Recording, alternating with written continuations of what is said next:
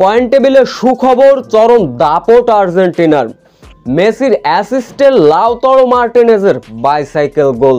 চরম উত্তেজনায় পেরুকে কেমন করে হারালো আর্জেন্টিনা? বিস্তারিত জানতে ভিডিওটি না টেনে সম্পূর্ণ দেখার অনুরোধ রইল। বিশ্বকাপের বাছাই পর্ব ম্যাচ, যেখানে পয়েন্ট টেবিলে 9-এ থাকা দুর্বল দল পেরুর বিপক্ষে মাঠে নেমেছিল পয়েন্ট টেবিলের শীর্ষে থাকা আর্জেন্টিনা।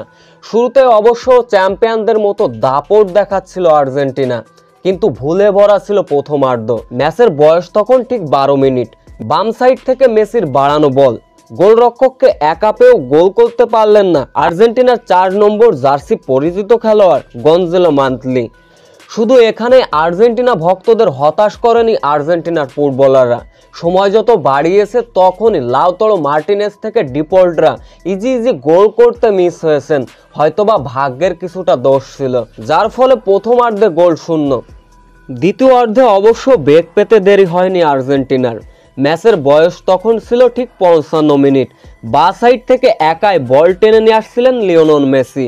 লিওনেল মেসির দুর্দান্ত অ্যাসিস্ট, লাউতারো মার্টিনেজের অসাধারণ বাইসাইকেল, যার ফলে গোল পেয়ে যায় আর্জেন্টিনা। এরপরে পেরু ম্যাচে ফেরার জন্য বারবার চেষ্টা করেছে, কিন্তু আর্জেন্টিনা রক্ষণভাগের কাছে মোটেই পার্তা পায়নি পেরু। এখন পর্যন্ত 12টা ম্যাচ খেলেছে আর্জেন্টিনা, যেখানে 8 জয় 1 ডরা, পয়েন্ট হচ্ছে 25।